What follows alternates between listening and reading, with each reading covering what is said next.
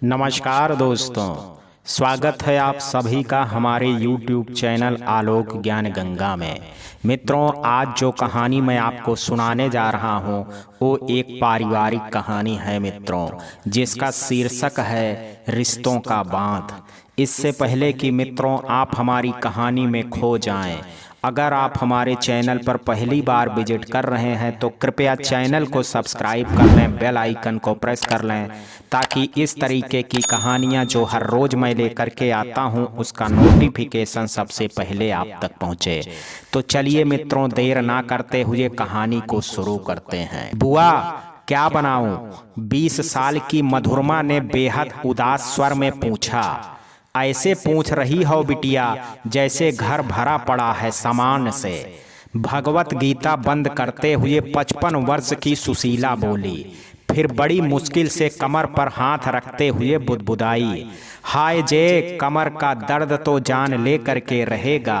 हे ईश्वर, मैं तो खुशी से चली आती तेरे पास, लेकिन बिटिया कहाँ जाएगी फिर?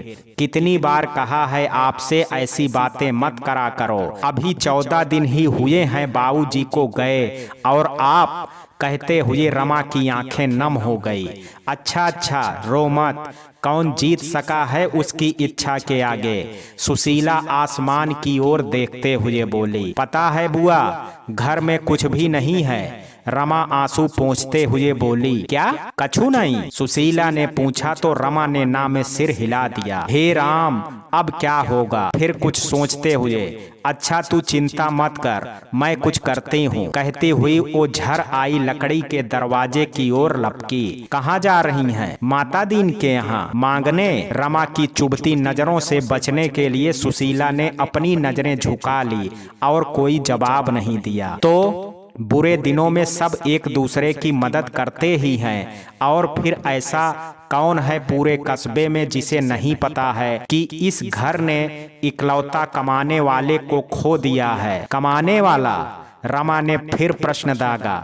बिटिया, अब जब सुधीर बाबू नहीं रहे तब तो अपनी नाराजगी खत्म करो। सुशीला नजरें फेरते हुए बोली और फिर दरवाजे की ओर लपकी, मैं माता दीन के घर का एक दाना नहीं खाऊंगी, चाहे भूखी मर जाऊं, रमा तेज आवाज में बोली। तो सुशीला ये सुनते ही उसकी ओर लपकी और बोली, तुम्हारे बाबूजी के सब खेत माता दीन ने ही खरीदे हैं, ऐसे दुख की हालत में तो वो हमारी मदद कर ही देगा बेटा। किसी और से मांगने जाएं, इससे बढ़िया माता दीन से ही मांग लें। आप नहीं समझ रही हैं बुआ, मैं किसी से मांग करके खाना नहीं चाहती, हम भिखारी नहीं हैं। सांवली सी रमा के चेहरे पर आक्रोश से लुढ़क आए आंसू मोती जैसे चमक रहे थे। तभी हम इस पढ़ाई लिखाई की सख्त खिलाफ हैं। अरे अपनी परेशानी के दिन में मदद लेने से कोई भिखारी हो जाता है क्या? गुस्से से जवाब देने से इस बार सुशीला का स्वर ऊंचा हो गया था। अच्छा, परेशानी के दिन नहीं, परेशानी की जिंदगी। आपके प्यारे भाई ने जमीन का एक टुकड़ा तक नहीं छोड़ा। इस बार रमा का स्वर डूब गया और सुशीला भी दूसरी ओर देखने लगी। और तो और ये घर भी गिरवी रखा है। ये तो भलाई है प्रधान की जो उसने हमें इस घर से अब तक नहीं निकाला है। जो दिन जा रहे हैं सो ही जा रहे हैं। बुआ, अगर कल ही उसने हमें घर से निकाला तो हम कहाँ जाएंगे? सुशीला ने एक गहरी सांस छोड़ी और दीवार से टिक करके खड़ी हो गई। मैं अब भी कहती हूँ, मुझे उस प्राइमरी स्कूल में अध्यापिका बनने दीजिए बुआ। बाबूजी तो नहीं समझे, आप तो समझिए। इस बार रमा रोने लगी। कतई नहीं, सयानी समानी लड़की, कल को कुछ ऊंच नीच हो गई तो कौन जवाब देगा? लेकिन बुआ, रमा ने कुछ कहना चाहा तो सुशीला ने अपनी आवाज और तेज कर ली। 20 कोस की दूरी पर है वो विद्यालय। खुन्नस में आकर के इसी कस्बे को लोगों ने ही कच कर दिया तुम्हें। हम तो फरियाद करने के भी नहीं, उल्टे लोग हमें ही दोष देंगे कि और भेजो मास्टरी कराने। सुशीला का गुस्सा पूरे जोर पर और उसमें घी डालने का काम रमा की अगली बात ने कर दिया। तो हो जाने दो कुछ, मर जाऊंगी बस, कम से कम इस जहन्नुम से तो अच्छा होगा। इसे सुन करके चटाक की एक तेज आवाज के साथ सुशीला ने एक चांटा रमा के गाल पर जड़ दिया। रमा आंगन की दीवार के सहारे घिसटती हुई एक कोने में सिमट गई और सुबकने लगी। और अगले ही पल सुशीला को अपनी गलती का एहसास हो गया। बिन माँ की बच्ची, पिता का साया भी खो गया, और पिता भी कैसा, पूरे 20 बीघे जमीन नशे और जुए की लत में खत्म हो गई। वो तो भला हो रमा का जो 12वीं तक पढ़ी लिखी हैं। उसी ने वृद्धाश्रम में चिट्ठी भेज करके अपनी एकमात्र रिश्तेदार बाल विधवा बुआ सुशीला को बुलवा लिया। और उसके कुछ दिन बाद ही सुशीला के भाई सुधीर बाबू चल बसे। ये छोटा सा घर भी गिरवी रखा है, न जाने कब प्रधान बाहर जाने का फरमान सुना दे। वो उठी और रमा के पास जा करके बैठ गई और उसका सिर अपनी गोद में रख करके उसे दुलारते हुए बोली, मैं तेरे मास्टरनी बनने के खिलाफ नहीं हूँ बिटिया, हाँ डरी हुई जरूर हूँ। तभी तो तेरे बात पर गुस्सा आ गया। इस कस्बे के ये आवारा छोरे जो इधर उधर मंडराते हुए घूमते हैं, इन्हें तेरे बाहर जाते ही एक बहाना मिल जाएगा। ना जाने क्या करें मेरी फूल सी रमा के साथ, फिर कोई भी मदद नहीं करेगा हमारी। ये प्रधान भी इन्हीं छोरों का साथ देगा, क्योंकि वो खुद नहीं चाहता तू नौकरी करे। इनसे देखा नहीं जाता ना लड़की को आगे बढ़ाना। लेकिन बुआ फिर हम करेंगे क्या? मांग करके कब तक खाएंगे और कब तक मैं ऐसे दुबक करके रहूंगी? रमा खुद को बुआ के आंचल में खुद को छुपाती हुई बोली, मेरा मन कहता है ठाकुर जी मदद करेंगे, कोई तो मसीहा भेजेंगे। अच्छा अब उठ जा, मुंह हाथ धो ले, मैं भी जरा माता दीन के यहाँ से हो आऊं। और रमा कुछ बोलती इससे पहले ही वो फुर्ती से दरवाजे के बाहर निकल गई। परतापुर के इस कस्बे से कम 200 किलोमीटर दूरी पर बने एक विकसित से शहर में एक लगभग 26-27 वर्षीय लड़का माधव अपने घर में रंग रोगन का काम कर रहे मजदूरों को बड़े शांत लहजे में आदेश दे रहा था, आप लोग थोड़ा जल्दी जल्दी काम करने की कोशिश करो, मैं चाहता हूँ दीपावली से पहले ये सब काम निपट जाए। अरे हुजूर काहे फिक्र करत हैं, दिवाली में भी अभी 7 से 8 दिन है, मजदूरों के ठेकेदार ने कहा। हाँ सो तो है, फिर भी रंगों को सूखने में और दिवाली को तैयारी में भी तो वक्त लगेगा। बुदबुदा करके फिर सब अकेले ही करना। लीजिए माधव भैया, मिल गया दूध। एक बेहद दुबले पतले शरीर वाले लड़के ने, जिसकी उम्र 35 के करीब होगी, एक दूध से भरा लोटा बरामदे में पड़े दीवान पर रखते हुए कहा, शुक्र है आज ही मिल गया, अब जल्दी से सबके लिए चाय बना दो बंसी। माधव ने बंसी से कहा और एक दीवार पर अपने स्वर्गीय पिता का चित्र लगाने लगा। लगभग 1 साल पहले ही माधव के पिता का स्वर्गवास हो चुका है। माताजी भी सालों पहले ही स्वर्गवासी हो चुकी हैं। माधव 12वीं तक के कॉलेज में अर्थशास्त्र के प्रोफेसर हैं और इस 4 कमरों के आलीशान घर में बंसी के साथ रहते हैं। बंसी उनकी माताजी के घर का ही एक अनाथ लड़का है जो बचपन से ही इसी घर में रहा है और घर के काम और माधव की देखभाल बंसी की ही जिम्मेदारी है। माधव इस दुनिया में रह करके भी अपनी अलग दुनिया में रहने वाला लड़का है, बेहद शांत और कम बोलने वाला। आसपास के लोग भी उसकी शराफत की तारीफ करते नहीं थकते हैं। कॉलेज के बाद खाली समय में कविताएं लिखने और बांसुरी बजाने का शौकीन माधव संकोची स्वभाव का है। बंसी उस खास शीशम की लकड़ी के बेड का क्या हुआ? माधव अपने पिता की तस्वीर को निहारते हुए तेज आवाज में बोला, भैया कल तक आ जाएगा वो आपका स्पेशल बेड। बंसी ने माधव को चाय का कप थमाते हुए कहा और साथ ही बाहर की ओर निकले दांतों को हंस करके थोड़ा और बाहर निकाल दिया। कितने दिनों से कल कल कहे जा रहा है, जानते हो ना पिताजी की बरसी कब है? भैया अब की उसे खूब डांट करके आया हूँ, इस बार तो कल तक भेज ही देगा। बंसी उत्साहित हो करके बोला। हाँ बंसी, हाँ भैया वही। बंसी बिल्कुल माधव के पास आकर के खड़ा हो गया। जानते हो पिताजी मुझे हमेशा खुद के पैरों पर खड़ा देखना चाहते थे, उनके जीते जी ये खुशी नहीं दे पाया। काश वक्त रहते कोशिश की होती या 1 साल काश उन्हें 1 साल और मिल गया होता। तो बंसी ने माधव के कंधे पर सहानुभूति भरा हाथ रखा। माधव आगे बोला, उन्हें शीशम की लकड़ी के बेड की बड़ी इच्छा थी। मेरा खोटा भाग्य, उनकी दोनों इच्छाएं उनके जाने के बाद पूरी कर पा रहा हूं। बंसी कम से कम बेड तो उनके रहते ही बनवा सकता था।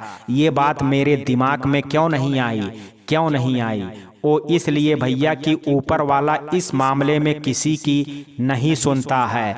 आपको क्या पता था कि मालिक यूं ही अचानक ही? अपना जी छोटा मत कीजिए भैया। बंसी ने उसे सांत्वना देने की कोशिश की, लेकिन भर आए गले और नम आंखों से माधव अपने कमरे में चला गया। अरे बंसी भैया, कहाँ रखना है बेड? एक छोटे से आदमी ने पसीना पोंछते हुए घर के बाहर से तेज आवाज में कहा। अरे आज ही भेज दिया, बहुत बढ़िया। जब तक लहजा गर्म ना करो, क्या मजाल है जो तुम लोग ठीक से काम कर दो। बंसी अपने बालों पर हाथ फेरते हुए बोला, फिर तिरछी नजर से रंग रोगन का काम कर रहे मजदूरों को देखा और बेड पर रखने के लिए सलाह देने लगा। आराम से लाना, हाँ यहाँ बरामदे में रख दो, यही बहुत बढ़िया। ये हुई ना बात। बुआ, रमा ने सुशीला के हाथ में जब 5 किलो आटा की पोटली देखी तो आश्चर्य और गुस्से से प्रतिक्रिया दी। बुआ ने हाथ का इशारा कर उससे बोलने से रोक दिया। सुन, तुझे लगता है उसने एहसान किया है हम पर? ये घर कौड़ियों के भाव ले रहा है, बदले में 50 सेर गेहूं भी दे दे तो भी कम ही है। इसलिए तू अपना जी छोटा मत कर। सुशीला की बात सुन करके रमा थोड़ी सहज हुई। उसे पता था कि माता दीन ने उसके पिताजी की जुए की लत का फायदा उठा करके घर के कागजों पर अंगूठा लगवा लिया है। सुन रमा, जब तब मुसीबत की वजह से इस मरे दिमाग में आया ही नहीं कि एक रिश्तेदार है तो सही, सो भी भल मानुस जो हमारी मदद कर सकता है। बुआ आटा परात में निकालते हुए बोली, रिश्तेदार? वो भी हमारा? रमा ने उत्सुक होकर के पूछा। हाँ, जब मैं आश्रम में रहती थी तब वो आश्रम की व्यवस्था के लिए दान देने आते थे। एक दिन मैंने उनकी जान बचाई थी, तभी उन्होंने मुझे अपनी बहन मान लिया था। अच्छा, पूछते हुए आशा की किरण रमा के चेहरे पर आ गई थी। हाँ ये देख, मुस्कुराते हुए सुशीला ने एक अंतर्देशी नीला पत्र दिखाया। ये माता दीन की पत्नी से लेकर के आई हूँ, ले जल्दी लिख दो। सुशीला रमा को खाली पत्र थमाते हुए बोली, क्या कर आई बुआ तुम? तनिक दुखी स्वर में जब रमा ने कहा तो सुशीला ने अचरज से अपनी आंखें बड़ी कर दी। माता दीन को लगता है कि कोई नहीं है हमारा, शायद इसलिए इस घर से निकलने की गाज नहीं गिरी हम पर। जब उसे पता लगेगा कि तुम ये चिट्ठी लाई हो तो इसका सीधा मतलब है कि कोई हमारा भी है। कहीं माता दीन कोई नई मुसीबत ना खड़ी कर दे हमारे लिए। हाय बिटिया, तुम सही कह रही हो, ये सब मेरे दिमाग में क्यों नहीं आया? अब प्रश्नवाचक निगाहों से सुशीला रमा की ओर देख करके डरती हुई बोली, अब ये की चिट्ठी लिख करके मैं खुद पोस्ट ऑफिस में डालने जाऊंगी। अपनी बड़ी और काली आंखों से आत्मविश्वास भर करके जब रमा बोली तो सुशीला ने भी अपने अंदर ताकत महसूस करते हुए सिर से पल्ला उतार करके कमर में खोस लिया और बोली, लिख प्रिय भाई साहब। और रमा ने चिट्ठी लिखना शुरू कर दिया। माधव तेज कदमों से कहीं चलता जा रहा था कि उसे खुद के पीछे एक लाल सी चुनरी उड़ने का एहसास हुआ। वो पीछे मुड़ा देखा तो कोई अपना चेहरा छुपाए लाल दुपट्टे में खड़ा था। ना जाने क्या हुआ, एक सुखद एहसास उसे उस ओर खींचने लगा और बरबस उसके पैर उस अपना चेहरा छुपाए आकृति की ओर मुड़ गए। उसने जैसे ही अपने हाथ उस लाल दुपट्टे की ओर बढ़ाया, एक तेज हवा का झोंका आया और वो दुपट्टा उड़ करके माधव के चेहरे पर आ गया। वो खुद ही उलझा और गिर पड़ा। आह, एक धम्म की आवाज के साथ वो नीचे गिरा। क्या हुआ भैया? बंसी ने हाँफते हुए पूछा। वो गिरने की आवाज सुन करके रसोई से दौड़ करके आया था। सपना था, माधव ने अपने सिर पर हाथ रखते हुए कहा। गिर गए, चोट तो नहीं लगी? क्या कोई बुरा सपना देखा? बंसी ने माधव को सहारा दे करके उठाते हुए पूछा। नहीं, बुरा तो नहीं था मगर अजीब तो था ही। माधव बेड पर बैठते हुए बोला। अच्छा, क्या देखा?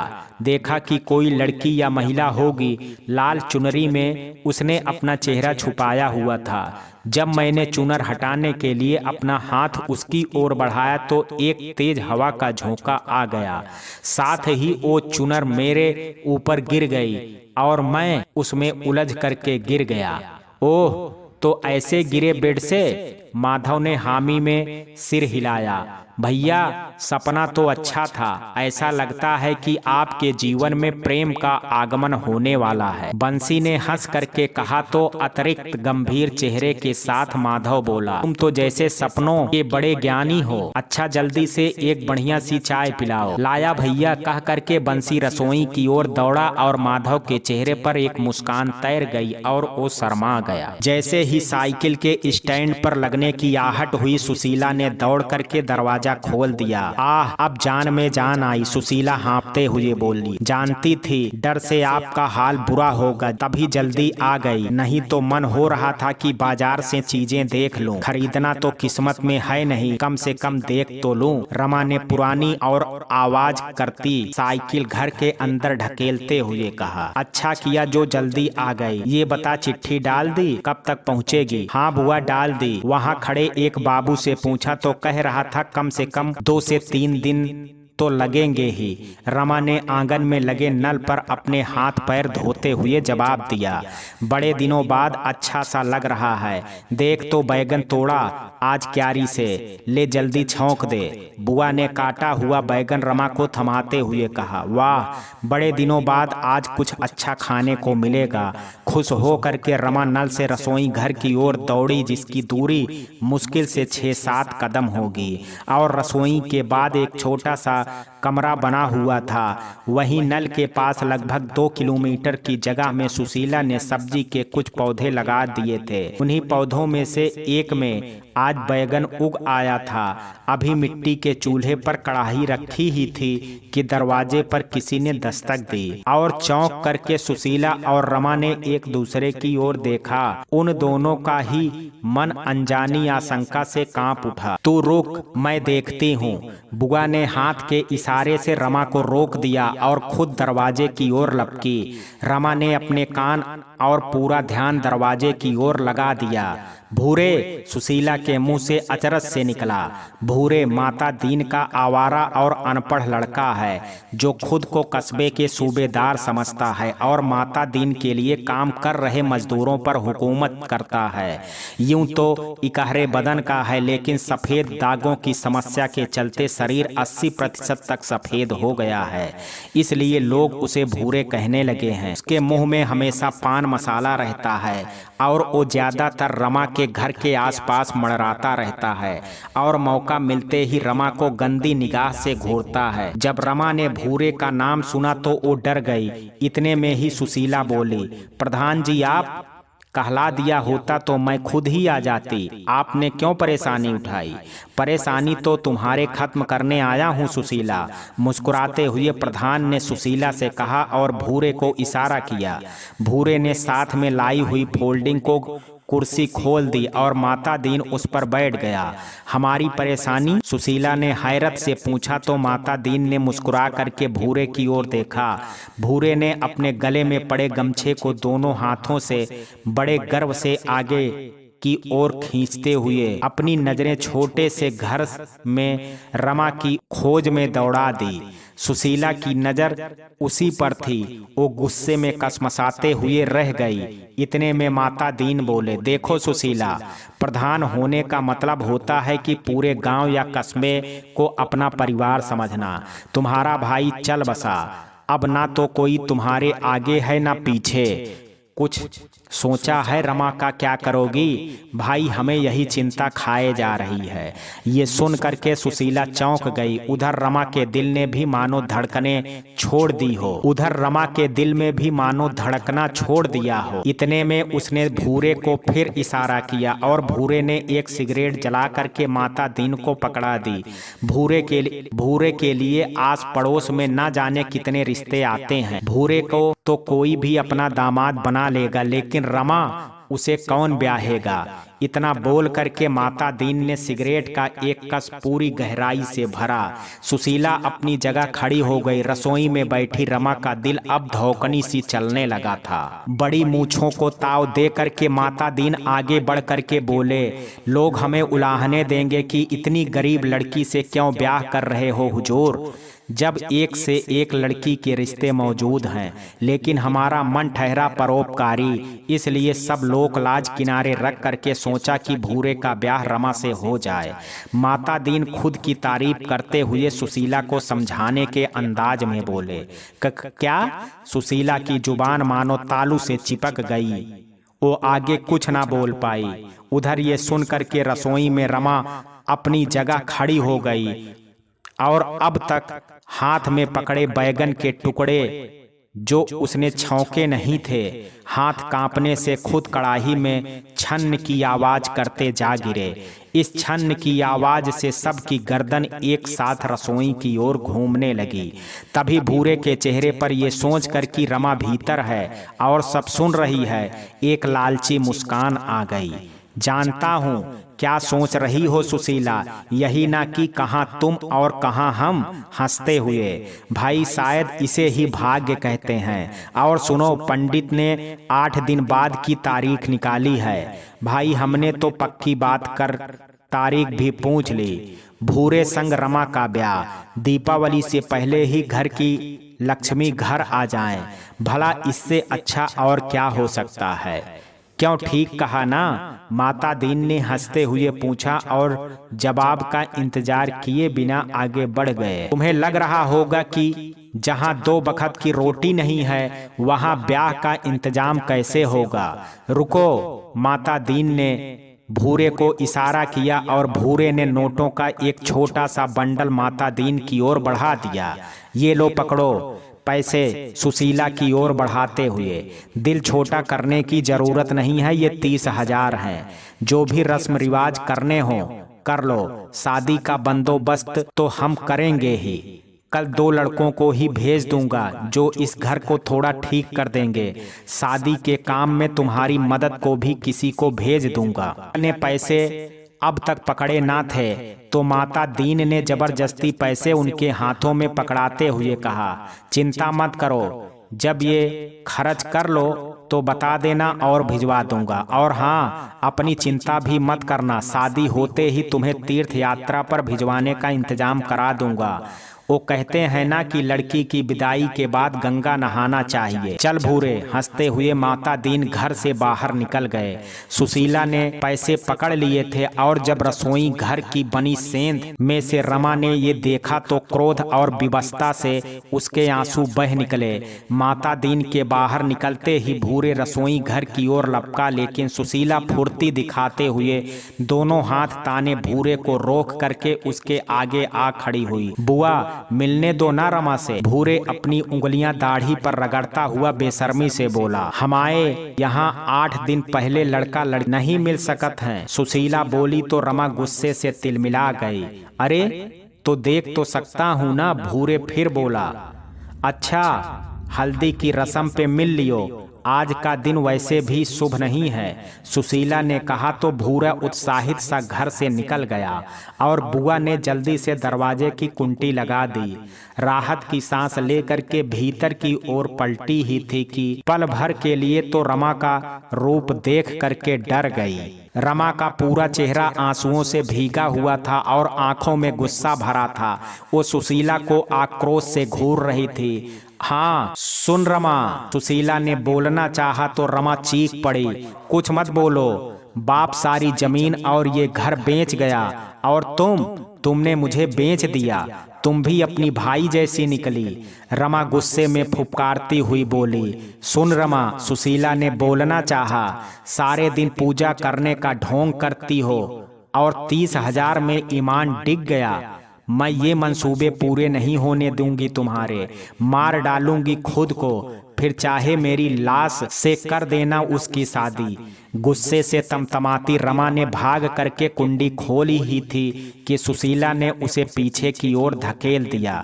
जाने दो मुझे, उस जानवर से ब्याह करने से अच्छा है मैं किसी तालाब या पोखर में कूद जाऊं। सुशीला को कुछ ना सूझा तो रमा के गाल पर एक चांटा रसीद करते हुए चीखी, खबरदार जो मरने की बात की तूने।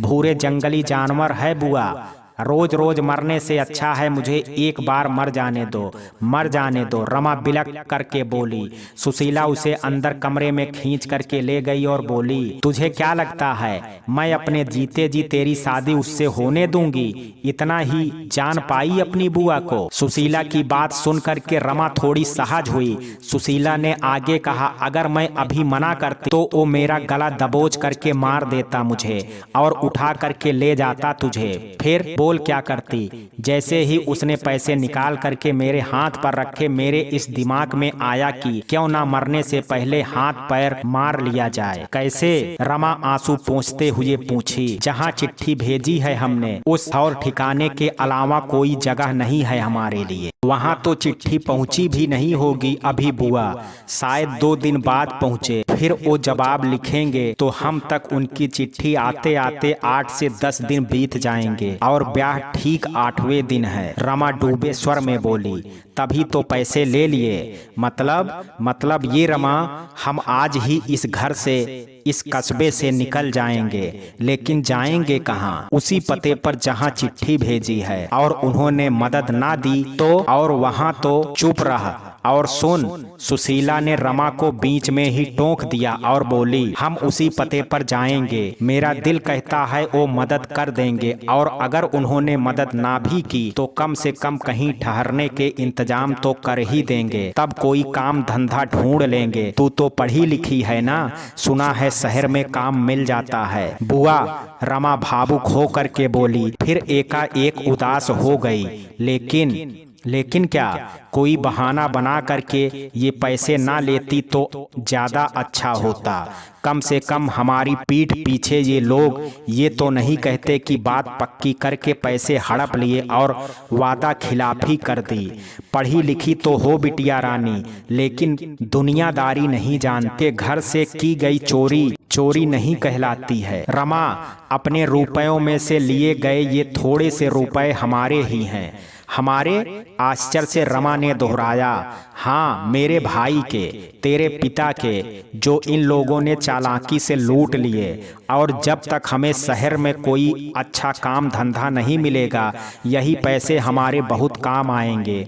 बुआ अपनी बात खत्म कर जब गर्व से फूली तो प्रभावित हो करके रमा उनके गले से लिपट गई। मुझे माफ कर दो बुआ, तुम मुसीबत से निकलने की इतनी जुगत लगा रही थी और मैंने जाने क्या क्या सोच लिया और इसका उल्टा सीधा बोल दिया। रमा भावुक होकर के बोली, तुमसे कतई नाराज नहीं हूँ। परिवार है तू मेरा, सहारा है तू, और कौन है तेरे सिवाय मेरा। और फिर जब मुसीबत सिर पर आती है तो जुगत लगानी ही पड़ती है। अच्छा सुन, 4-5 रोटियां ज्यादा बना ले, रास्ते के काम आएगी। सुशीला उसे दुलारते हुए बोली और रमा जल्दी से काम में लग गई। ठीक है बुआ, लेकिन निकलेंगे कैसे? जले हुए बैगन कढ़ाई में निकालते हुए रमा ने पूछा। तेरी इसी साइकिल से कस्बे से बाहर निकल चलेंगे, फिर साइकिल वहीं छोड़ करके शहर जाने वाली बस पर बैठ करके शहर चले जाएंगे। सुशीला सारा दिमाग लगाते हुए बोली, साइकिल छोड़ देंगे? रमा ने चिंतित हो करके दोहराया। पूरे घर में यही साइकिल सबसे बड़ी संपत्ति थी, इसलिए साइकिल छोड़ने की बात से उसका चिंतित होना लाजमी था।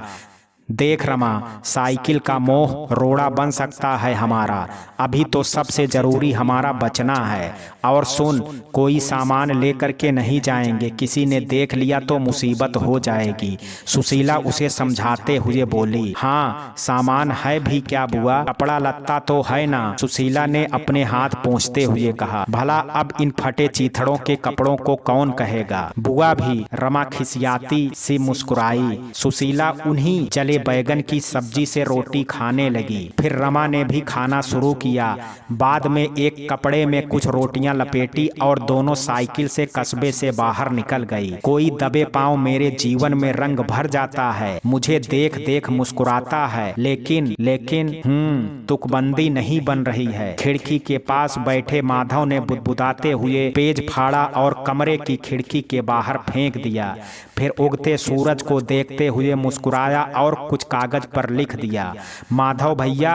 सीढ़ियों से ही बंसी ने तेज आवाज लगा दी तो माधव के चेहरे पर मुस्कान और फैल गई। सही समय पर आए हो तुम बंसी, एक बढ़िया सी चाय तो पिलाओ। जैसे ही कमरे के दरवाजे पर बंसी पहुंचा, माधव ने चाय की फरमाइश कर दी। अरे भैया चाय बाद में, पहले नीचे चल करके देखो, कोई दो लोग मालिक को पूछते हुए आए हैं। कौन लोग हैं? पता नहीं, कभी देखा नहीं है। एक महिला है और साथ में कोई लड़की भी है।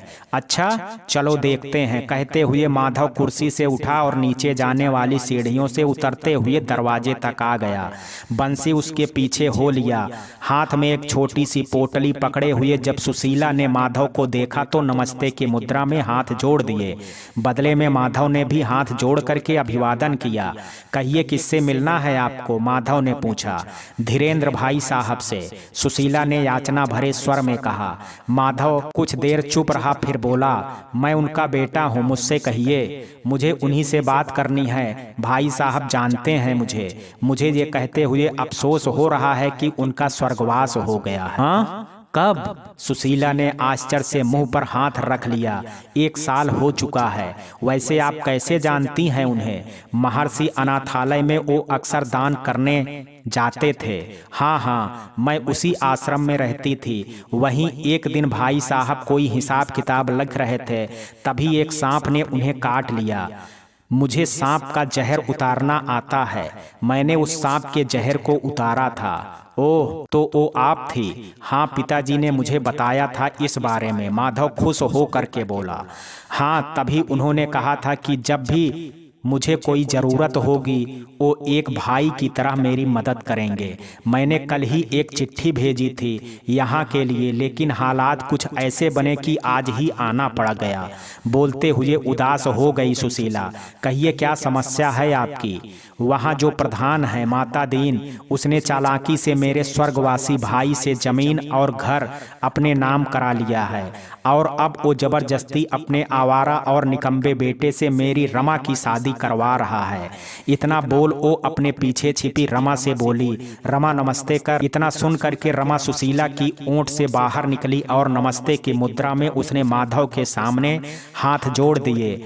इसलिए हमें वहां से भाग करके आना पड़ा। सुशीला पोटली संभालते हुए बोली। माधव की नजर रमा पर पड़ी। पैरों में हवाई चप्पल और चप्पलों तक सरक आया लाल दुपट्टा।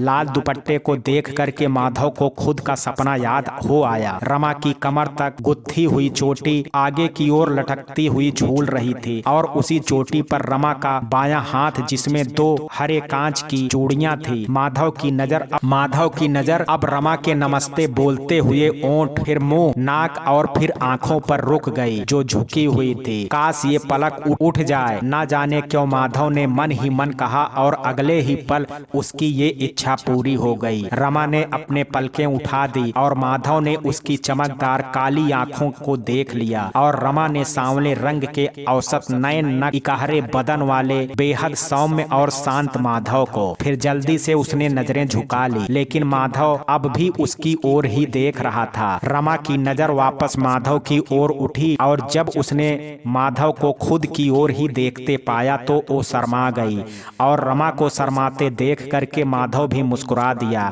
और दोनों इस बात से अनजान की सुशीला की नजर उन दोनों पर ही थी। बस कहीं ठहरने का इंतजाम कर दो, बड़ा एहसान होगा। सुशीला ये बोलते हुए दीवार की तरह रमा के आगे जाकर के खड़ी हो गई। हाँ क्यों नहीं, लेकिन कहीं और क्यों, आप लोग इसी घर में रह जाइए। माधव मुस्कुराते हुए बोला। यहाँ अगर भाई साहब होते तो और बात थी, लेकिन जी, मेरे पिताजी ने ही कहा था कि वो आपकी मदद करेंगे और हर बेटे का कर्तव्य है कि जो अपने पिता के बचे हुए कार्य पूरे करें। किसी तरह की चिंता मत कीजिए, यहाँ आप लोगों को कोई दिक्कत नहीं होगी। माधव अपने हाथ घर की ओर फैलाते हुए बोला, उन्होंने मुझे अपनी बहन माना था, इस नाते तो मैं तुम्हारी बुआ हुई। सुशीला मुस्कुराते हुए बोली, जी जैसा आप कहें, आज से मैं और बंसी आपको बुआ ही कहेंगे। ठीक है, अब तुम इतना ही कहते हो तो रमा की नौकरी लग जाने तक हम यहीं रुक जाते हैं। वैसे भी हम किसी और को जानते भी नहीं हैं। जी बहुत अच्छे, मैं अपना सामान ऊपर वाले कमरे में रख लेता हूं ताकि आप लोग इस कमरे में आराम से रह सकें। और हाँ बंसी, जल्दी से खाने का प्रबंध करो। माधव ने बंसी को खाना तैयार करने को कहा और अपने कपड़े उठा करके ऊपर बने कमरे में ले जाने लगा। बंसी क्यों, रमा बना लेगी, सुशीला भी खुश हो करके बोली। अरे आप लोग थक गए होंगे ना, बंसी बना लेगा खाना। माधव ने एक नज़र रमा पर डालते हुए कहा, हाँ काहे की थकान, ऐसी उम्र में भी कहीं थकान होती है। मेरी रमा के हाथ का खाना खाओगे तो उंगलियां भी खा जाओगे, समझे। कह करके सुशीला हाथ मुंह धोने लगी और जाहिर है ये सुन करके माधव की नजर रमा पर चली गई, जो माधव को ही देख रही थी। माधव के देखते ही रमा ने नजरें झुका ली और माधव छत पर जाने वाली सीढ़ियां चढ़ गया और इन दोनों का यूं एक दूसरे को देखना सुशीला की अनुभवी आंखों ने एक बार फिर देख। पिताजी, वो बुढ़िया रमा को लेकर के भाग गई। दांत पीसते हुए भूरे ने जब ये खबर सुनाई तो माता दीन ने हुक्का परे सरका दिया और तनाव मुक्त चेहरे से भरे भूरे को घूरते हुए चिल्लाए, क्या है। सच कहता हूँ पिताजी, पूरे गांव का कोना कोना देख मारा लेकिन उन दोनों का कुछ अता पता नहीं चला। निढाल सा भूरे जमीन पर बैठ गया। क्यों हलकान हो रहा है, यहीं कहीं ले गए होंगे बुढ़िया रमा को मंदिर वंदिर पूजा पाठ कराने। इतने बड़े घर में ब्याह जो तय हुआ है, कोई रिश्तेदार भी तो नहीं है भिखमंगों का, कहाँ जाएंगे भला। माता दीन ने फिर हुक्का गुड़गुड़ाया, रिश्तेदार तो हैं उनका, नहीं तो काकी मुझसे खाली चिट्ठी मंगवा करके क्यों ले जाती। कांता, माता दीन की पत्नी, खाने की थैली माता दीन के आगे रखते हुए बोली, क्या खाली चिट्ठी, कब। माता दीन ने गुस्से से चीखे। भूरे भी ये सुनकर के गुस्से से भर गया। अरे बोलती क्यों नहीं, कब ले गया। माता दीन अपनी पत्नी पर फिर चीखे। वो जिस दिन काकी आटा लेने आई थी उसी दिन। कांता डरते हुए बोली, ये बात तूने उस दिन क्यों नहीं बताई। माता दीन ने चीखने के साथ ही इस बार खाने की थाली उठा करके फेंक दी और पास जा करके गुस्से में कांता के गाल पर एक चांटा जड़ दिया। आटा देने की बात बता दी, चिट्ठी देने की बात क्यों नहीं बताई। फिर रुक करके, इन भूखे नंगों का रिश्तेदार कहाँ से पैदा हो गया। हुजूर, कस्बे से बाहर बस स्टैंड के पास ये साइकिल मिली है। माता दीन के एक आदमी ने रमा की साइकिल भूरे के सामने पटकते हुए कहा, जिसे भूरे ने देख करके फौरन शिनाख्त कर दी। हाँ, ये साइकिल रमा की है, इसका मतलब वो कमबख्त बुढ़िया उसे सच में कस्बे से बाहर ले गई है। भूरे दांत पीसते हुए बोला, भूरे जानता है तू, पूरे कस्बे के लोग तुझे कम अक्ल समझते हैं। जा जा करके पता लगा उन दोनों का, मत भूल कि रमा होने वाली बीबी है तेरी। खबर ले करके ही लौटना, नहीं तो मैं भी तुझे कम अकल का ही मानूंगा। माता दीन की बात सुनते ही भूरे जोश से भर गया और उस खबरी आदमी के साथ दौड़ गया। मेरी बिल्लियां मुझसे ही म्याऊं, इतनी हिम्मत। भूरे के जाते ही माता दीन ने गुस्से में भुनभुनाते हुए कहा, हुक्का उठा करके फेंक दिया। वाह, बहुत समय बाद मुझे बना हुआ खाने को मिल रहा है, वो भी इतना स्वादिष्ट। बंसी ने अपनी उंगलियां चाटते हुए कहा, सच है, तुम्हें तो हमेशा खुद ही बनाना पड़ता है। वैसे खाना सच में बहुत स्वादिष्ट बना है। रमा, माधव ने रमा की ओर देखते हुए कहा। तो रमा ने मुस्कुरा करके नजरें नीची कर ली। देखा, मैं ना कहती थी मेरी रमा बनाती ही इतना स्वादिष्ट है। पानी का गिलास मुंह से लगाती सुशीला बोली। हल्की धूप की आभा जब चेहरे पर पड़ी तब नींद खुली माधव की। उसने खिड़की पर लगा पर्दा खिसकाया। रोज का सबसे पहला काम यही था माधव का। नींद खुलते ही वो खिड़की पर लगा पर्दा खिसकाता। लेकिन आज का नज़ारा सबसे खास था। रमा उगते सूरज को जल चढ़ा रही थी। बालों को तौलियों से लपेटे रमा छत पर बनी एक सीमेंट की मुंडेर पर खड़ी थी और अपने हाथों को इतना ऊंचा उठाए थी कि जैसे सूर्य के सबसे नजदीक पहुंच करके जल चढ़ाना चाहती हो। ऊंची जल की धार में से सूर्य की रोशनी जैसे छन छन करके बाहर आ रही हो। रमा आंखें बंद किए कुछ बुदबुदा रही थी। माधव अपलक उसे निहारता रहा। भैया चाय, बंसी ने मेज पर चाय रखते हुए कहा। तो एक झटके से माधव ने पर्दे को वापस खींच दिया। क्या हुआ? बंसी ने माधव को चौंकते हुए देख पूछा। नहीं, कुछ नहीं, आज बहुत देर तक सोता रहा, कॉलेज जाने में देरी हो गई, चाय नहीं पीऊंगा। बंसी जल्दी से कुछ खाने के लिए बना दो, कहते हुए माधव कपड़े उठा करके कमरे से भागा। घर से निकलने ही वाला था कि सुशीला उसके पास आकर के बोली, माधव बेटा, हम डर की वजह से खाली हाथ आ गए, क्या 4 साड़ियाँ ले आओगे हमारे लिए? सस्ती सी ही चाहिए। और कुछ पैसे माधव को पकड़ाने लगी। आते समय याद से ले आऊँगा, आपको पैसे देने की ज़रूरत नहीं है, माधव ने कहा। लेकिन बुआ जी, अगर पिताजी होते तब भी तो क्या आप उन्हें पैसे देती और वो लेते क्या? माधव ने जब ये कहा तो सुशीला चुप हो गई और बोली, जीते रहो। शाम को आते वक्त माधव 6 साड़ियाँ ले आया और सुशीला को पकड़ाते हुए बोला, लीजिए ये 6 साड़ियाँ हैं, मैंने तो 4 ही मंगाई थी। सुशीला ने पूछा। तब तक रमा भी आ करके खड़ी हो गई। उसे देख करके माधव जानबूझ करके बोला, ये लाल और नीली 2 साड़ियाँ इसलिए ज़्यादा ले आया कि रमा को कहीं नौकरी के लिए साक्षात्कार देने जाना पड़े तो चाहिए होगी ना। कोई दबे पांव मेरे जीवन में रंग भरे जाता है। माधव आंखें बंद किए बोला, कैसे रोकूं खुद को, वो तो मन में उतरता जाता है। जब ये लाइन सुनी माधव ने अपनी आंखें खोल दी। सामने रमा खड़ी थी। अरे रमा, तुम कब आई? माधव अपनी कुर्सी से उठ करके खड़ा हो गया। मैं तो चाय लेकर के आई थी आपके लिए, माफ कीजिएगा, बीच में बोल पड़ी। रमा चाय का कप रखते हुए बोली। माधव की नज़र रमा की उन 2 हरी चूड़ियों पर पड़ी। आह, कितनी सुंदर लगती हैं। वो बुदबुदाया। क्या? रमा ने अचकचा करके पूछा। मैं उन पंक्तियों की बात कर रहा था जो तुमने बोली। वो तो बस ऐसे ही, सच में अच्छी हैं। अब तो इस पंक्ति को ही जोड़ूंगा। माधव के ये कहते ही रमा मुस्कुराई और जाने को मुड़ गई। माधव ने उसे जाते देखा तो अचानक पूछ बैठा, तुम क्या थोड़ा बहुत भी पढ़ पाई हो रमा? हाँ, बस 12वीं तक। आगे भी पढ़ना चाहती थी, लेकिन क्या कहा तुमने? तुम 12वीं तक पढ़ी हो? माधव ने उसे बीच में ही टोक दिया और खुश हो करके पूछा, जी मैं आगे भी। रमा ने फिर कहने की कोशिश की, तुम्हें आगे की पढ़ाई पूरी करनी चाहिए, स्नातक करोगी? मैं कल फार्म लेता आऊंगा तुम्हारे लिए। माधव खुश हो करके बोला। सच? रमा खुश हो करके बोली। हाँ बिल्कुल सच, कल ले आऊंगा फार्म। लेकिन क्या? अब इतना वक्त नहीं है, आप तो बस मुझे कहीं कोई छोटी मोटी नौकरी दिला दीजिए, बड़ा उपकार होगा आपका। रमा थोड़ी निराश हो करके बोली। क्यों? वक्त क्यों नहीं है? स्नातक के बाद अच्छी नौकरी मिलेगी, शायद मेरे कॉलेज में ही लग जाएं। और 3 वर्ष सिर्फ पढ़ाई कैसे कर सकती हूँ? नहीं कर सकती। क्यों? क्या दिक्कत है? मैं करवाऊंगा ना। आप पहले ही हमें इस घर में रख रहे हैं, यही बहुत है। अरे तो इसमें क्या हुआ? माधव रमा की बात काटते हुए बोला, ये आपका बड़प्पन है, लेकिन हमारे नजरिए से भी तो सोचिए। रमा के इतना कहते ही माधव चुप हो गया। रमा भी चुप खड़ी रही। फिर बोझिलता महसूस होने लगी तो बोली, जरा पी करके बताइए चाय कैसी बनी है, और ये कचौड़ी भी। बेशक अच्छे ही बने होंगे तुमने जो बनाए हैं, वैसे तुमने तो मुश्किल ही कर दी रमा। कहते हुए माधव ने चाय का कप अपने ओंठों से लगाया।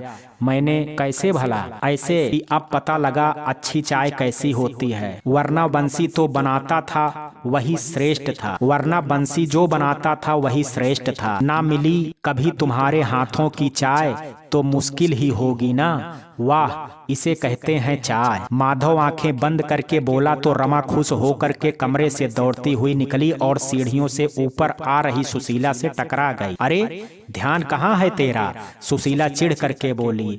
ओ बुआ, एकदम सहज हो गई रमा। जा अच्छा नीचे जा, बंसी बुला रहा है तुझे, पागल कहीं की, सुशीला जी ने अपनी आवाज नरम करते हुए बोली।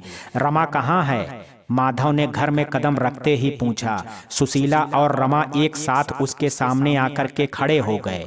ये लो बीए का प्राइवेट फार्म भर दो, उसमें कॉलेज जाने की आवश्यकता नहीं है, और फार्म भरने में जो समझ ना आए मुझसे पूछ लेना, लेकिन हाँ तुम्हारी और बुआ जी की उलझन का जवाब भी है मेरे पास। माधव हंसते हुए बोला। तो सुशीला और रमा दोनों चौकन्नी हो गई। मैंने पता लगा लिया है, पास के ही एक स्कूल में प्राइमरी अध्यापिका की जगह खाली है। ये रहा फार्म, इसे भी भर दो, नौकरी तो पक्की समझो तुम्हारी। अब ये है कि मेहनत बहुत करनी होगी तुम्हें, स्नातक की पढ़ाई प्राइवेट और नौकरी दोनों एक साथ। अब तो ठीक है ना? दोनों फार्म रमा को पकड़ाते हुए माधव ने पूछा। रमा हामी में सिर हिलाती हुई बोली, सच? मेहनत तो मैं कर लूंगी। और सुशीला के गले लग गई। उसे खुश देख करके सुशीला बोली, क्या लग जाएगी नौकरी माधव? हाँ बुआ जी। तो अब इनाम में क्या मिलेगा मुझे? माधव ने हंसते हुए पूछा। क्या चाहिए बताइए? रमा ने जवाब दिया। फिलहाल तो तुम्हारे हाथ की चाय और पकौड़ी मिल जाए तो जन्नत मिले, माधव ने कहा तो रमा हंसती हुई रसोई घर में चली गई और माधव पहली मंजिल पर बने अपने कमरे के लिए सीढ़ियों पर चढ़ गया। हे गिरधर, हे गिरधर, रमा के भजन की आवाज से माधव की नींद खुली। रमा पूजा कर रही है, आह कितना सुंदर गाती है, माधव ने कहा और अपने कमरे में रखी बांसुरी पर नजर चली गई। क्यों ना ताल मिलाया जाए, सोचते हुए उसने बांसुरी उठा करके बजाना शुरू कर दिया। रमा बांसुरी की आवाज से थोड़ी चौंकी और फिर और तन्मयता से गाने लगी। सुन लो बिनती कृष्ण मुरारी, हे गिरधर, हे गिरधर। माधव बांसुरी बजाने में जो मगन हुआ तो उसे पता ही न लगा कि कब रमा ने भजन गाना बंद कर दिया और कब वो उसके कमरे के बाहर खड़ी उसे निहार रही है। थोड़ी देर बाद ही सही, लेकिन जब खुद के चेहरे पर किसी की नजर का एहसास हुआ तो माधव ने आंखें खोल दी तो नजर सीधी रमा पर पड़ी। अरे रमा, बहुत अच्छी बांसुरी बजाते हैं आप। रमा प्रभावित दिख रही थी। बस शौक है बजाने का, कभी कभी बजाता हूँ। आज जब तुम्हें भजन गाते सुना तो खुद ब खुद बजाने लगा। बहुत अच्छा गाती हो तुम, माधव ने कहा तो रमा ने शर्माते हुए उसे चाय का कप बढ़ा दिया और पहली बार रमा की वही हरी चूड़ियां माधव के हथेली को छू गई। हो गई पूजा? माधव ने कप पकड़ते हुए पूछा। हाँ, बस जल चढ़ाना रह गया है। तो चाय लाने की क्या जल्दी थी? पूजा कर लेती पहले, कहीं तुम्हारे गिरधर मुझसे नाराज ना हो जाएं। माधव ने हंसते हुए कहा। उसे रमा का यूं चाय लाना और खुद से उसकी चूड़ी छू जाना अंदर तक खुश कर गया था। मुझे पता है आप इसी वक्त उठते हैं और कहीं मुझे मेरे गिरधर को भी कोई परेशानी नहीं होगी इससे, रमा ने मुस्कुराते हुए जवाब दिया और जाकर के जल चढ़ाने लगी। माधव कुर्सी पर बैठा उसे खिड़की से देखने लगा। जल की धारा में से छोटी छोटी पानी की बूंदें ऐसी दिख रही थी जैसे पारदर्शी मोती सुनहरी आग से भरे इधर उधर छत पर बिखर रहे हों। जैसे ही जल चढ़ा करके रमा जाने लगी, माधव ने पूछा, रमा क्या वो अध्यापिका वाला फार्म भर दिया तुमने? हाँ भर दिया है, सरल था, इसलिए आपसे पूछने की जरूरत नहीं पड़ी। ये तो बहुत अच्छी बात है, जाते वक्त याद से मुझे दे देना, माधव ने प्रभावित होकर के कहा और रमा सिर हिलाती सीढ़ियां उतर गई। पिताजी, बस का ड्राइवर से पता लग गया है कि वो दोनों कहाँ गई हैं? भूरे ने गर्व से फूलते हुए कहा। हाँ, कहाँ हैं? सामने ला उन्हें। माता दीन गुस्से में बोले। बस ठिकाना पता नहीं लगा पाया है, थोड़ी और बात कर पाता इससे पहले ही माता दीन भड़क गए। कमबख्त, तो क्या ये सूरत दिखाने आया है मुझे? किसी काम का नहीं है कोई, मुझे ही जाना पड़ेगा। माता दीन गुस्से में दहाड़ते हुए 2 कदम बढ़े ही होंगे कि उसके पैर भूरे ने पकड़ लिया और बोला, बस पिताजी, 1-2 दिन की और मोहलत और दे दो, मैं ढूंढ निकालूंगा उन्हें। जानता है ब्याह की तारीख कब की है? माता दीन ने गुस्से में पूछा तो भूरे ने हामी में सिर हिला दिया। अगर नियत तारीख पर तेरा ब्याह ना हुआ तो इस कस्बे के लोग तो छोड़, बाहर गांव के भी अनपढ़ और 2-2 दो पैसे के लोग भी हंसेंगे हम पर। प्रधान माता दीन पर। माता दीन अपने सीने पर जोर से हाथ मार करके बोला, चाहे जो हो जाए पिताजी, ब्याह से पहले उस रमा को बालों से पकड़ करके लाऊंगा। सुन भूरे, ना पता लगा सके तो ये सूरत मत दिखाना मुझे। गुस्से से भरे माता दीन दहाड़े तो भूरे गुस्से से पैर पटकता उनके पास से दौड़ गया। रमा लाल साड़ी में बिल्कुल परी जैसी सुंदर लग रही थी। बंसी ने दही में चीनी मिला करके सुशीला को पकड़ा दिया। पढ़ी लिखी तो हूं नहीं जो कुछ जानूं, बस भगवान तुझे सफल करे, सुशीला रमा को दही खिलाती हुई बोली। माधव मुस्कुराते हुए और सबसे नजरें बचाए बार बार रमा को ही देख रहा था। थोड़ी देर बाद में दोनों महावीर प्राथमिक विद्यालय के सामने खड़े थे। देखो रमा, घबराना मत, जो मैडम जी पूछे सहज हो करके बता देना, और कुछ ऐसा पूछे जो तुम्हें ना पता हो तो मना कर देना, लेकिन तनाव ना लेना। यहाँ ना लगी नौकरी तो कहीं और लग जाएगी, ठीक है? हामी में सिर हिलाती रमा कुछ कदम आगे बढ़ी, फिर रुक गई और वापस माधव के सामने खड़े होकर के उसे कुछ देर अपलक देखती रही। और माधव कुछ बोल पाता इससे पहले ही वो उसके पैर को छूने झुक गई। अरे ये क्या कर रही हो? माधव ने पीछे हटते हुए अचकचा करके पूछा। लेकिन रमा बिना कुछ बोले अपने साक्षात्कार कक्ष की ओर दौड़ गई और माधव मानो जड़ बना उसे अपलक देखता रहा। मुश्किल से 15 मिनट बीते होंगे कि रमा खुशी से चहकती साक्षात्कार कक्ष से बाहर निकल आई। क्या हुआ, कैसा रहा सब? माधव ने अधीर हो करके पूछा। मेरी पढ़ाई लिखाई के बारे में पूछा और एक किताब से कुछ पढ़वा करके देखा, बस। कहा है कल से आ जाओ।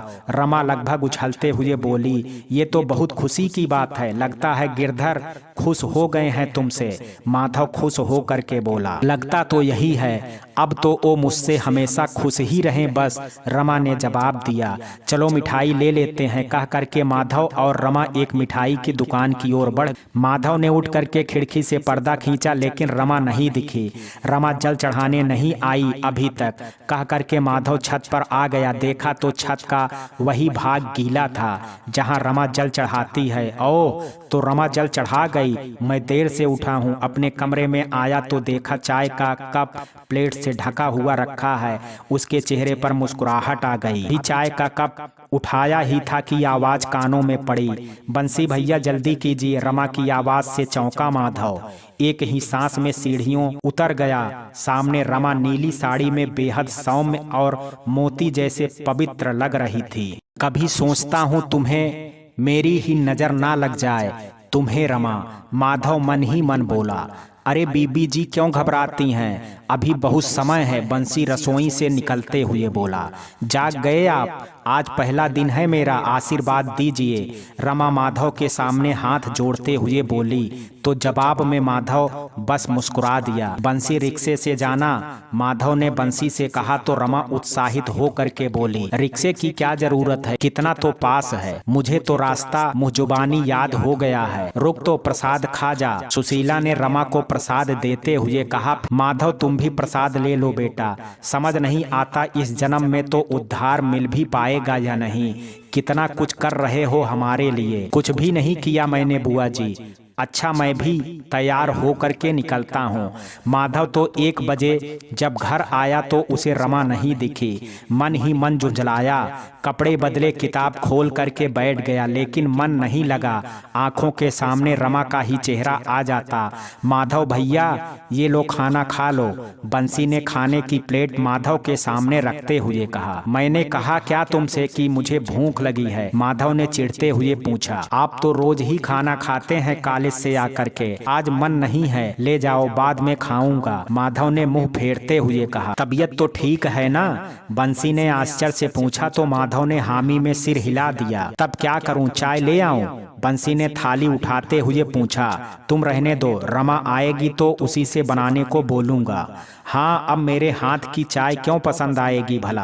बंसी जाते जाते बुदबुदाया, जिसे माधव ने सुन लिया। क्या कहा बंसी? कुछ नहीं, बंसी भागते हुए बोला। अगले दिन माधव कॉलेज से वापस आकर के रमा को घर में ना पा करके बेचैनी महसूस कर रहा था, इसलिए छत से गली की ओर कई बार झांक झांक करके देख चुका था। क्या जरूरत थी नौकरी की, ये बुआ जी भी ना, इन्होंने ही रमा को नौकरी के लिए मजबूर किया है। कितनी देर कर दी, न जाने कहाँ रह गई रमा आज, ओह कब और कितनी देर।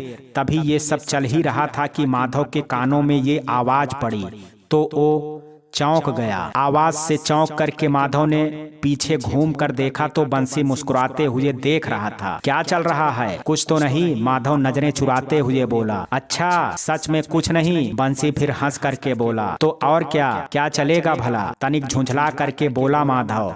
कल से देख रहा हूँ, ना कुछ खाते हो ना पीते हो, बस बेचैन दिखते हो, जैसे अभी दिख रहे हो। अभी तो इसलिए कि रमा नहीं आई अभी तक, माधव आवेश में बोल गया। फिर जब एहसास हुआ नहीं बोलना था तो एकदम चुप हो गया। ओह तो ये बात है, बंसी हंसते हुए बोला। इसमें इतना हंसने जैसा क्या है? माधव चिढ़ करके बोला। देख रहा हूँ चिंता कुछ ज्यादा ही हो रही है बीबी जी की। बंसी की मुस्कान और फैल गई थी। उसके लिए ये जगह नहीं है, कुछ जिम्मेदारी है मेरी की नहीं? हाँ सो तो है, बंसी अब भी हंस कर ही बोला। हाँ तो फिर तुम्हें तो कोई चिंता है नहीं? रमा अब तक आई नहीं, सोचता हूँ देख आऊं, कहीं रास्ता ना भटक गई हो। माधव ने एक कदम बढ़ाया ही होगा कि बंसी ने उसकी बांह पकड़ ली और बोला। कल भी तो बीबी जी अकेली ही आई थी, रास्ता उन्हें अच्छे से पता है। देख नहीं रहे हो कितनी देर हो गई है? कहाँ, घड़ी तो देखो 2 बजे ही कहाँ है अभी। बंसी फिर मुस्कुराया। माधव ने दीवार घड़ी पर नजर डाली तो कुछ कहते ना बना। अब भी 10 मिनट कम थे 2 बजने में। ये ठीक चल रही है ना? माधव बुदबुदाया। वैसे तो ये घड़ी ठीक चलती है, लेकिन बस 1 बजे से 2 बजे के बीच बहुत धीमी चलती है। बंसी बड़ी संजीदा से पूरी बात बोल गया, फिर हंसा। कुछ ज्यादा ही दांत दिखा रहे हो आज। बात क्या है, इतने खुश क्यों हो? माधव झुंझला गया था। जरा नीचे देखिए, पता चल जाएगा, बंसी ने कहा तो माधव नीचे की ओर झांका। रमा सधे कदमों से घर की ओर मुस्कुराती चली आ रही थी। माधव के चेहरे पर खुशी की लहर दौड़ गई और वो मुस्कुराने लगा। वाह, मैं कब से हंसाने की कोशिश कर रहा था, लेकिन हुजूर हंसे तो छोटी मालकिन को देख करके। क्या कहा तुमने? माधव एकदम संजीदा हो करके बोला। वही जो तुमने सुना है भाई, छोटी मालकिन सुंदर होने के साथ साथ व्यवहार की भी बहुत अच्छी हैं। क्यों, ठीक कहा ना? बंसी जोर से हंसते हुए बोला। रुक, अभी बताता हूँ तुझे। माधव मुस्कुराते हुए उसकी ओर लपका तो बंसी भागने लगा और माधव उसे पकड़ने उसके पीछे दौड़ा। जैसे ही बंसी सीढ़ियों तक पहुंचा, सुशीला को देख करके ठिठक गया। इस उम्र में ऐसी उछल कूद अच्छी लगती है क्या? सुशीला ने कातर निगाहों से बंसी को देखते हुए कहा तो माधव मुंह पर हाथ रख करके हंसने लगा। नीचे कोई पंडित जी आए हैं, सुशीला बोली। मैं देखता हूँ, कहते हुए बंसी सीढ़ियाँ उतर गया। पंडित जी क्यों आए हैं माधव? सुशीला ने माधव से पूछा। कल पिताजी की वर्षी है, समय तय करने और पूजा की सामग्री बताने आए होंगे। आइए बुआ जी, नीचे चलते हैं। कहते हुए माधव भी नीचे उतर गया। ये सुन करके सुशीला जी ने अपने सिर पर पल्लू रख लिया। ऐसे सही किया जैसे माधव के पिताजी सामने ही खड़े हों, और वो भी सीढ़ियां उतर गई। माधव, सुबह 9 बजे का समय शुभ है, और ये रही सामग्री की लिस्ट, याद से आज ही मंगवा लेना, पंडित जी ने कहा। पंडित जी, क्या सेवा की जाए? सुशीला ने पूछा। पंडित जी ने माधव की ओर इशारा करके पूछा, कौन है ये? कभी देखा नहीं है पहले। मेरी बुआ जी हैं, माधव ने मुस्कुराते हुए जवाब दिया। तो पंडित जी खुद के खुले पेट पर हाथ फिराते हुए बोले, अगर दही हो तो लस्सी, और ना हो तो 1 गिलास दूध भी उपयुक्त होगा। पंडित जी की बात सुनकर के जैसे ही बंसी उठा, सुशीला ने उसे हाथ का इशारा करके रोक दिया। रमा बना देगी। रमा सुनते ही रसोई में चली गई और जल्दी ही सब के लिए लस्सी बना लाई। भाई, साक्षात अन्नपूर्णा की झलक है बिटिया में। पंडित जी थाली से गिलास उठाते हुए बोले तो माधव ने बंसी की ओर देखा तो पहले से ही मुस्कुरा रहा था। रमा बारी बारी सुशीला और बंसी के पास से जाते हुए माधव के पास पहुंची तो बंसी बोल पड़ा, अरे माधव भैया लस्सी नहीं लिए? तक माधव ने उसे आंख से चुप रहने का इशारा कर दिया। क्या हुआ? बहुत धीमी आवाज में रमा ने पूछा।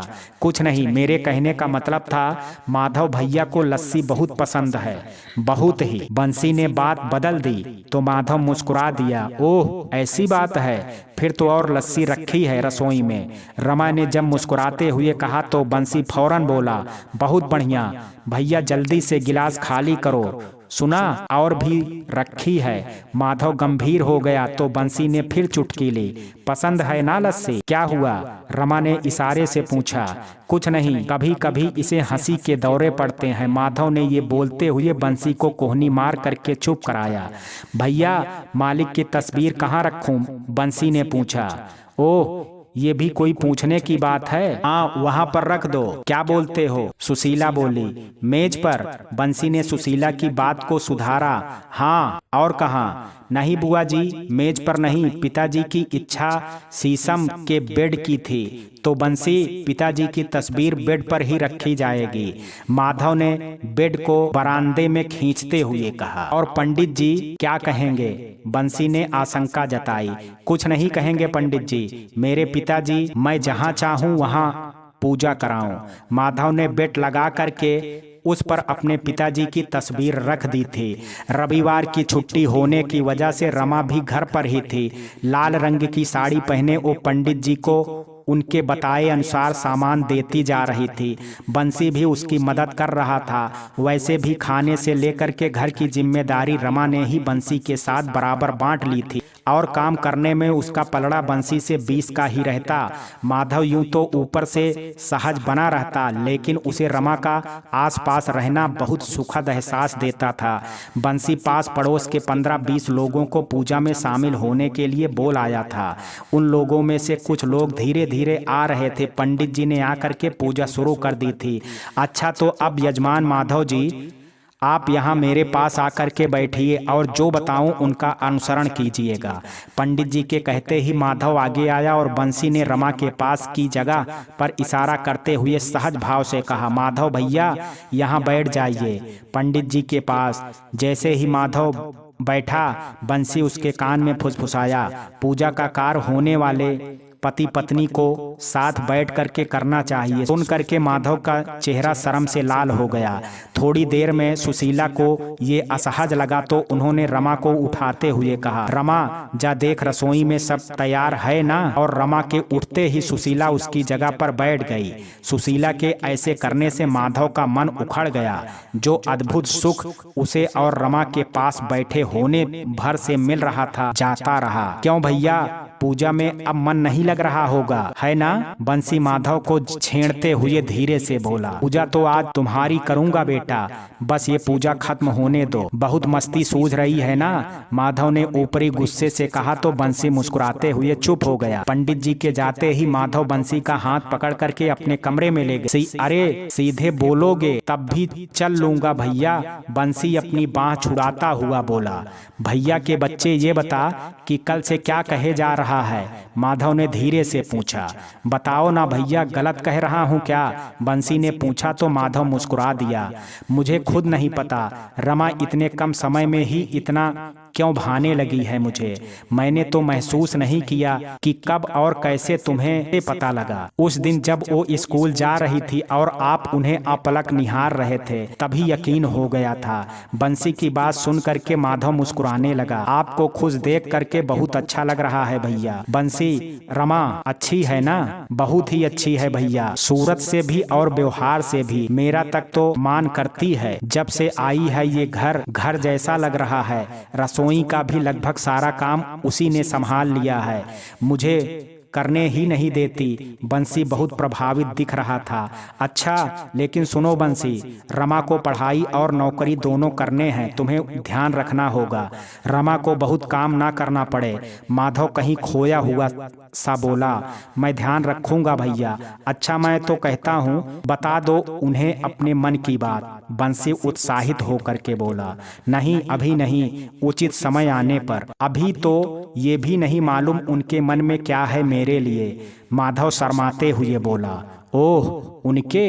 हाँ हाँ, बंसी ने हंसते हुए कहा। तो माधव ने पास ही रखी किताब हल्के से बंसी की पीठ पर मारते हुए कहा, बहुत बातें बनाने लगे हो आजकल तुम। और दोनों हंसने लगे। हे गिरधर, हे गिरधर, मेरे कृष्ण मुरारी। भजन की आवाज माधव के कानों में गई। मुस्कुराते हुए उठा और बांसुरी उठा ली। तभी नजर सामने पड़ी। सुशीला हाथ में सब्जी की टोकरी पकड़े खड़ी थी। ठीक उसके पास आ करके बैठ गई। अरे यार, सुशीला को देख बुदबुदाता माधव मन ही मन खींचा और बांसुरी वापस रख करके कपड़े उठाए। कमरे से बाहर निकल ही रहा था कि नजर सामने रमा पर चली गई। रमा एक हाथ में चाय का कप और दूसरे में जल का लोटा उठाए उसी ओर चली आ रही थी। माधव के चेहरे पर मुस्कान आ गई। उसने पास आकर के माधव को चाय का कप पकड़ाया। सम्मान तो देखो, सूर्य देवता पर जल का लोटा तो तुम्हें चाय का लोटा। एक साथ के मन ने उससे कहा, लोटा? मन ही मन उसने हंसते हुए कहा, अरे मतलब चाय का कप। हाँ, कितना सम्मान देती है मुझे। बेशक, लेकिन तुम बुआ जी को भूल रहे हो। नजरें कातर हैं उनकी और महानुभाव तुम पर ही। अरे यार, तो क्या करूं, जल चढ़ाने का यह खूबसूरत नजारा छोड़ दूं? क्यों मुसीबत में सिर मार रहे हो? जा करके भीतर बैठ जाओ। आज थोड़ा ही देख लो खिड़की से। बुआ को तो जानते ही हो। खुद से बात करते करते माधव की नजर सुशीला पर गई तो वो सही निकला। वो उसे ही देख रही थी। वो तेजी से कदम बढ़ाता अपनी कुर्सी पर आकर के बैठ गया। आलू की सब्जी बना रही हो आज बुआ जी? माधव ने यूं आलू छील रही सुशीला से पूछा और एक नजर खिड़की से बाहर रमा को जल चढ़ाते हुए देखा। अरे मैं क्या, ये तो रमा या बंसी ही बनाएगा खाना। खाली थे तो सोचा मदद कर दें। सुशीला ने खींचते हुए जवाब दिया, अगर आपके पास थोड़ा समय है तो क्या फार्म भरने में मदद कर देंगे? रमा ने कमरे के बाहर से ही पूछा। मुझसे पूछ रही हैं क्या? मुझसे पूछ रही हैं कि मेरे पास इनके लिए समय है? समय पास बैठने के लिए ये नौकरी तक छोड़ दूं, मगर कहें तो सच एक पल के लिए ना सोचूं। माधव मन ही मन खुद से बोला। तो उसे चुप देख करके रमा फिर बोली, कोई बात नहीं, अभी देर हो रही होगी आपको, शाम को पूछ लूंगी। कह करके रमा मुड़ी ही थी कि माधव बोला, अरे नहीं, ऐसा कुछ नहीं है, बल्कि आज तो बहुत समय है, आज थोड़ी देर से जाना है। बताओ क्या समझ नहीं आ रहा है? रमा को जाते देख करके माधव ने झूठ बोल दिया। बस अभी फार्म लेकर के आई। मुश्किल से 2 मिनट बाद ही फार्म हाथ में पकड़े वापस आ गई। विषय समझ में नहीं आ रहे हैं, कौन से लूं? अच्छा, मैं मदद करता हूँ। 12वीं में कौन से थे? हिंदी, अंग्रेजी, अर्थशास्त्र, समाजशास्त्र और इतिहास। वाह, तुम तो शास्त्रों की ज्ञाता निकली। माधव कह करके हंसा तो रमा भी हंस दी। कोई सलाह देने वाला तो था नहीं, जो दिमाग में आया वो ले लिया। रमा थोड़ी उदास होकर के बोली, अरे मैंने तो मजाक में कहा था, विषय सच में अच्छे लिए हैं तुमने। तो अब बस 4 ही तो चुनने हैं, जो इनमें से सबसे ज्यादा सबसे नापसंद हो उसे छोड़ करके बाकी के 4 ले लो। माधव ने सलाह दी। अर्थशास्त्र यही सबसे कठिन लगता है मुझे। रमा ने जब ये कहा तो मन ही मन माधव ने अपना सिर दीवार पर दे मारा। कठिन भी लगा तो अर्थशास्त्र। इतने में सुशीला उठी और नीचे चली गई। शुक्र है। माधव उन्हें जाते देख बुदबुदाया और बोला, रमा जानती हो ये मेरा विषय है, रोज मैं यही विषय पढ़ाता हूँ। इस विषय की वजह से तुम्हें अच्छी नौकरी मिल सकती है। मैं मदद कर दूंगा तुम्हारी, इसे ले लो। तुम्हें कोई परेशानी नहीं होगी, लेकिन मुझे बिल्कुल समझ नहीं आता है। मैं बहुत आसानी से समझा दूंगा तुम्हें। कोई और विषय छोड़ दो, आप समझ नहीं रहे हैं, मुझे डर लगता है अर्थशास्त्र से। माधव मन ही मन में खुद से बोला, आखिर समझ क्यों नहीं आता है इसे? अगर अर्थशास्त्र लेगी तो समझने के लिए मेरे पास बैठेगी। एक मैं हूँ जो इसके पास पास रहने को इतना व्याकुल रहता हूँ। और ये है कि अच्छा छोड़िए इसे, ये बताइए यहाँ अभिभावक वाली जगह में क्या भरूं? पिताजी तो रहे नहीं, तो क्या उनका नाम ही लिखूं? संरक्षक वाले इस खाने में अपनी बुआ का नाम लिख दो। ठीक है, तो कहते हुए रमा उठ बैठी। क्या ठीक है, विषय तो भरे नहीं तुमने अभी तक। माधव ने उसे उठते देख करके कहा, भर लूंगी। नहीं, अभी भरो, बैठो और लिखो। माधव ने थोड़ी सख्ती आवाज में कहा तो रमा बैठ गई और लिखने लगी। लिखो, साहित्य हिंदी, हाँ सामान्य अंग्रेजी, हिंद इतिहास और अर्थशास्त्र। अर्थशास्त्र का नाम सुन करके रमा चुप हो गई। क्या हुआ, लिखो ना। ओ मैंने आपको कहा ना, मार डालूंगा तुम्हें अगर अर्थशास्त्र नहीं लिखा तो। पूरे हक से झूठी गुस्सा दिखा गया माधव और उसे फौरन एहसास हुआ आवेश में ये क्या कह गया। इस एक बात से माधव का प्रेम और हक दोनों महसूस हुआ। रमा को झंकृत हो गया उसका मन और शायद पहली बार दोनों एक दूसरे को बिना पलक झपकाए कुछ देर देखते रहे। रमा विद्यालय नहीं जाएगी? सुशीला की आवाज आई तो रमा उठी और रमा के उठते ही माधव ने उसका फार्म पकड़ लिया। नहीं लिखोगी? यकीन करो, तुम्हारे भले के लिए कह रहा हूँ। माधव के ऐसे व्यवहार से झेपी रमा ने बिना नजर उठाए जल्दी से चौथे विषय में अर्थशास्त्र लिखा और नीचे जाने के लिए सीढ़ियां उतर गई, ये सोच करके कि अब अर्थशास्त्र इकोनॉमिक्स सीखने रमा उसके पास बैठेगी। माधव मुस्कुराया और बिस्तर पर रखा तकिया उठा करके खुद के मुंह पर रख लिया। कई बार माधव छत से झांक करके सड़क और गली में देख चुका था। ये 1 से 2 बजे का समय सच में बहुत धीमा चलता है। चलो तब तक कविता ही लिखने की कोशिश करता हूँ। खुद से बात करते करते माधव अपने कमरे में बैठ कविता लिखने की कोशिश करने लगा। पेन से कुछ लिखता और बुदबुदाता, नहीं नहीं ये पंक्ति मेल नहीं खाती है। फिर खुश होकर के कुछ और लिखता। शाम तेरे साथ गुजरे ऐसी हसरत पाल बैठा हूँ, एक शाम तेरे साथ गुजरे ऐसी हसरत पाल बैठा हूँ। आंखें बंद किए माधव कुछ कविता की लाइन बनाने की कोशिश कर ही रहा था, तभी माधव भैया बंसी ने उसके कमरे के बाहर आकर के उसे पुकारा। बंसी, अभी खाना नहीं खाऊंगा, जाओ। आंखें बंद किए ही माधव ने उसे जवाब दिया, ओ बीबी जी। हाँ बंसी, रमा आ जाएगी तो खाऊंगा। बंसी की पूरी बात सुने बिना माधव ने अपनी धुन में ही जवाब दिया, अरे भैया आंखें खोलो और घड़ी देखो जरा। क्या बंसी, क्या है? माधव ने झुंझला करके आंखें खोल दी। बंसी ने दीवार पर लगी घड़ी की ओर इशारा किया तो चौंक गया। माधव, अरे 2:30 बज गया, रमा नहीं आई क्या? वही तो कह रहा था भैया, अभी तक नहीं आई बीबी जी। बंसी की आवाज में चिंता घुली हुई थी। अरे तुमने मुझे पहले क्यों नहीं बताया? माधव सीढ़ियों की ओर दौड़ा और उसके पीछे पीछे बंसी। दोनों रमा के विद्यालय पहुंचे देख करके चौंक गए। भैया ओ देखो, ओ बीबी जी का हाथ पकड़ रहा है। बंसी चिल्लाते हुए भागा। माधव ने देखा रमा रो रही है और अपना हाथ छुड़ाने की कोशिश कर रही है। वहीं एक लड़का उसे अपनी ओर खींच रहा है। साथ ही 2 और आदमी थोड़ी दूर पर खड़े मुस्कुरा रहे हैं। गुस्से में माधव के पूरे शरीर का खून जैसे चेहरे पर उतर आया हो। वो पूरी ताकत से दौड़ा और उसने जोरदार झापड़ उस लड़के के मुंह पर जमा दी। तेरी इतनी हिम्मत, जानता है तू कौन हूं मैं? थप्पड़ पड़ने से जमीन पर गिरा भूरे चीखा, तू जो भी कोई है, रमा का हाथ पकड़ने की हिम्मत कैसे हुई तेरी? माधव ने भी तेज आवाज में कहा। इतने में भूरे के साथ आए दोनों आदमी माधव की ओर लपके तो भूरे ने उन्हें हाथ के इशारे से रोक दिया और अपने कपड़े झाड़ते हुए उठ खड़ा हुआ। मेरी छोड़, पहले तू बता तू कौन है इसका? भूरे ने उंगली को माधव की ओर करते हुए पूछा तो माधव ने रमा की ओर देखा जो अपनी साड़ी का पल्लू पकड़ करके सिर झुकाए रोए जा रही थी और उसे रोते देख करके माधव का गुस्सा और ज्यादा बढ़ गया। बोला ना, मेरी तो होने वाली बीबी है ये, मेरा ब्याह तय है इसके साथ। जब भूरे ने ये कहा तो माधव सुन करके सन्न रह गया और उसे फौरन बुआ की बात याद आ गई।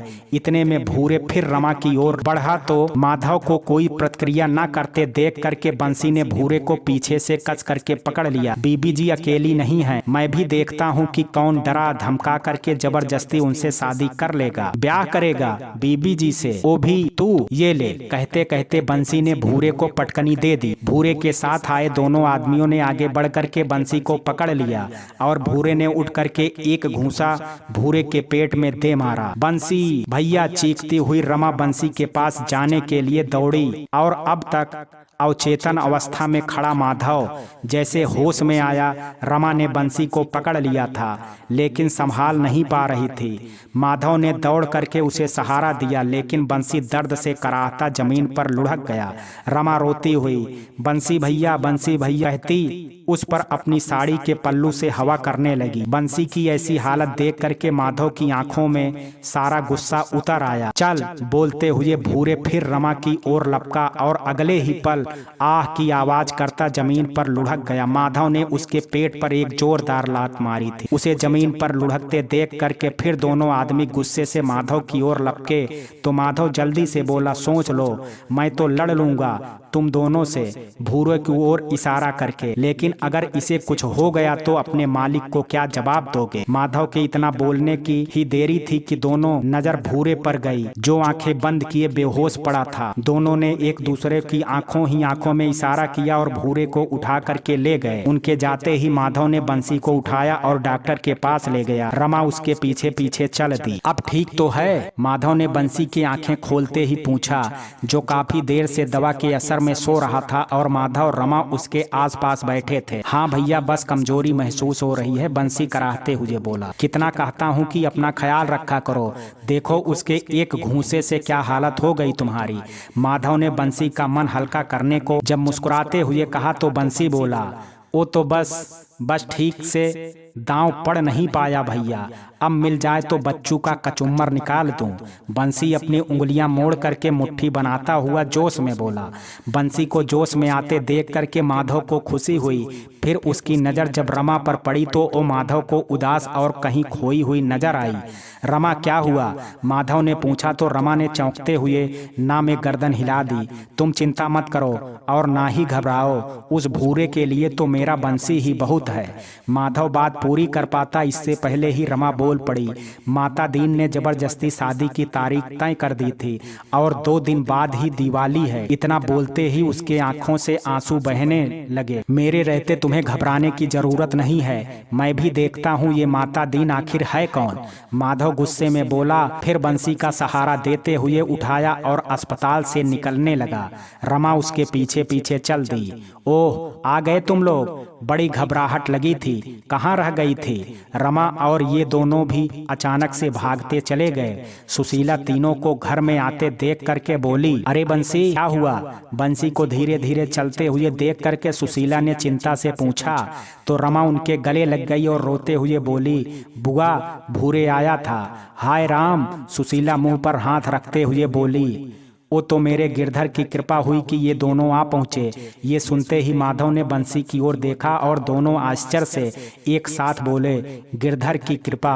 हाँ, रमा अपनी साड़ी के छोर से आंसू पोंछते हुए बोली, सुना गिरधर की कृपा से भाई, बहुत बढ़िया। माधव ने मुस्कुराते हुए बंसी के कंधे पर हाथ मारते हुए कहा तो बंसी भी मुस्कुराए बिना नहीं रह पाया। मित्रों, कहानी के इस भाग में आज इतना ही।